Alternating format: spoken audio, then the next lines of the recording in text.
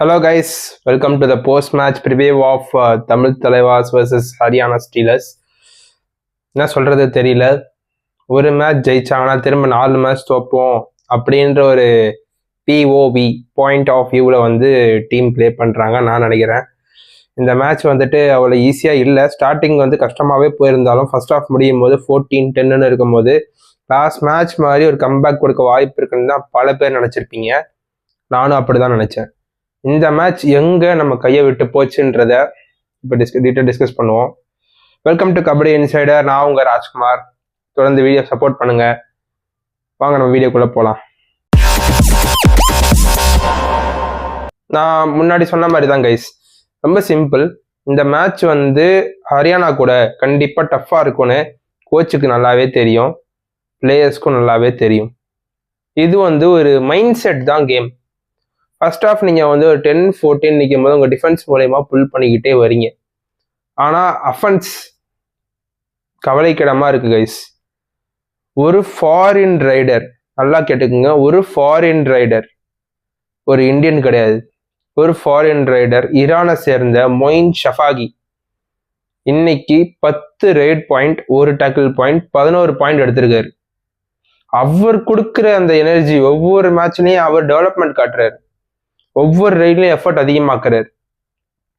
இவரோட ஸ்கில்ஸ்ல உங்களுக்கு கூடமா இல்லை? இந்தியன்ஸ்ல இருக்கிற பசங்கள்ல ஒரு ரைடர் கூடமா செய்ய முடியல? சச்சினுக்கு என்ன ஆச்சுன்னு சுத்தமா புரியல. ஒரு ரைடு பாயிண்ட் எடுக்க முடியாத அளவுக்கு கேவலமா ஆடுற ரைடர் சச்சின் கண்டிப்பா கிடையாது. ஆனா இப்ப அவர் அப்படிதான் ஆடிக்கிட்டு இருக்காரு.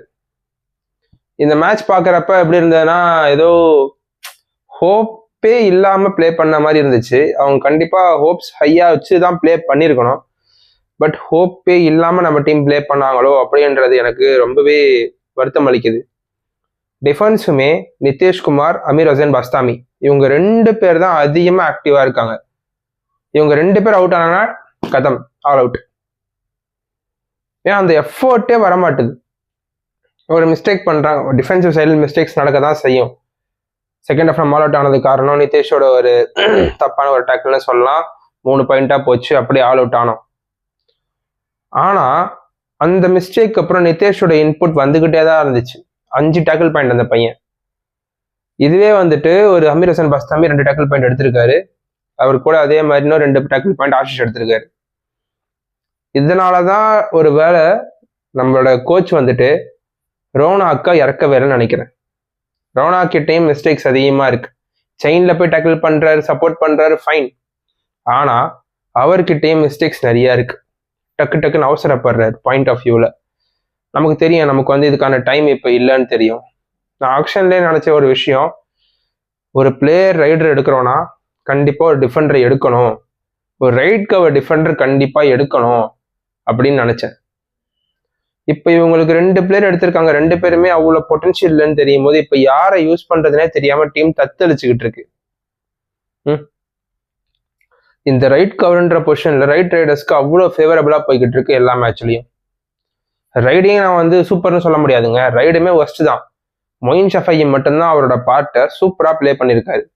ஆனா ரஞ்சித் ஆகட்டும், 4 ரைட் பாயிண்ட் எடுத்திருக்காது, 13 ரைட் போய். ஒரு senior most person of a team equal to Sachin Tanwar, more than Sachin Tanwar கூட நான் சொல்லுவேன்.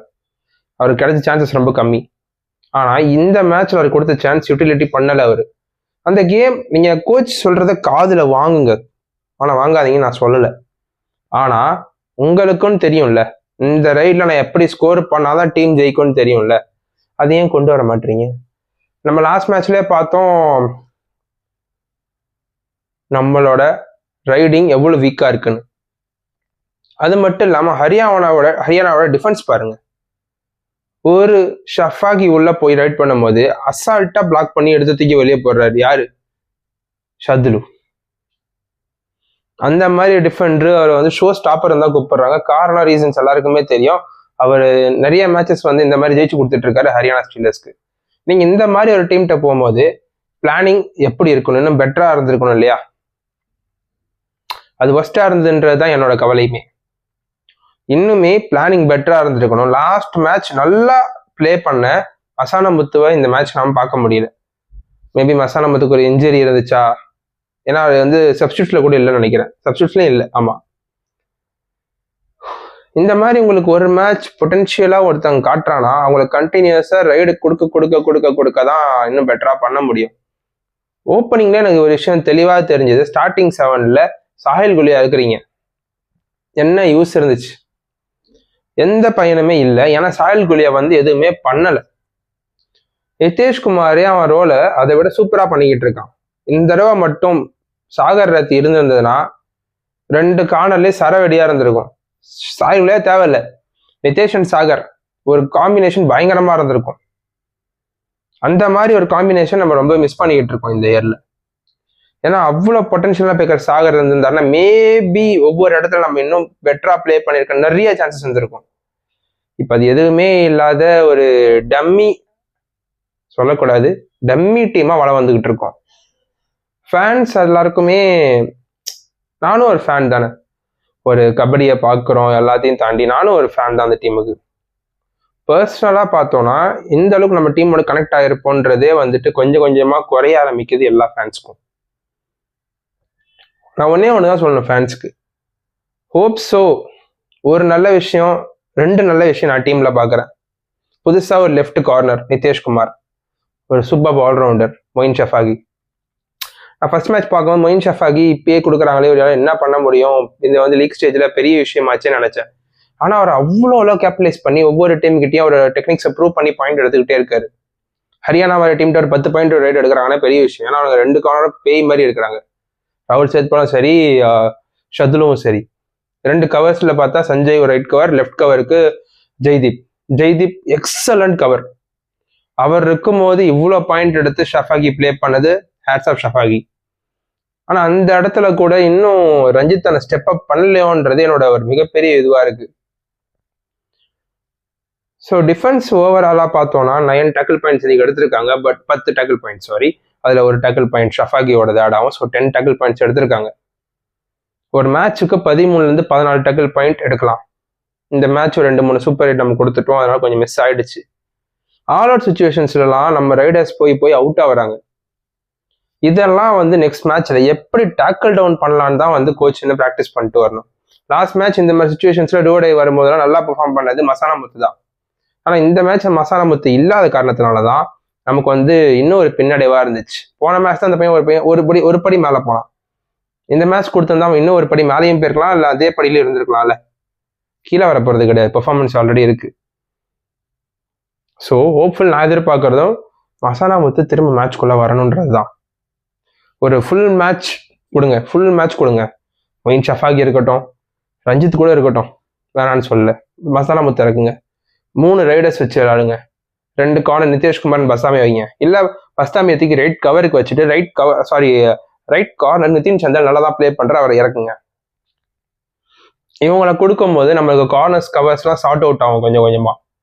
பஸ்தாமி கிட்ட கொஞ்சம் அவசரப்படாம பிளே பண்ண மட்டும் ஜல்தி வேணாம், கொஞ்சம் பொறுமையா ஆடலாம்னு சொல்லலாம். இதை ஒர்க் அவுட் பண்ணோம்னாலே நம்ம டீமோட காம்பினேஷன் கொஞ்சம் செட் ஆக ஆரம்பிக்கும். விஷால் சஹல் பேக்கப்ல பின்னாடி தான் இருக்காரு. டீம்ஸ்க்கு ஏற்ற மாதிரி ரைடர்ஸ் நீங்க கொண்டு வரன்ற பேர்ல நல்லா ஆடுற ரைடர் ஒரு மேட்சோட உட்கார வைக்காதீங்க. இது எவ்வளவு தூரம் பெருசா ஆகுதுன்னு எனக்கு தெரியாது. பட் பாக்குறவங்க நிறைய ஷேர் பண்ண மாட்டீங்க. வர வீடியோஸ் எல்லாம் வேஸ்டா தான் போய்கிட்டு இருக்க என்னோட எஃபர்ட்ஸ் எல்லாம்.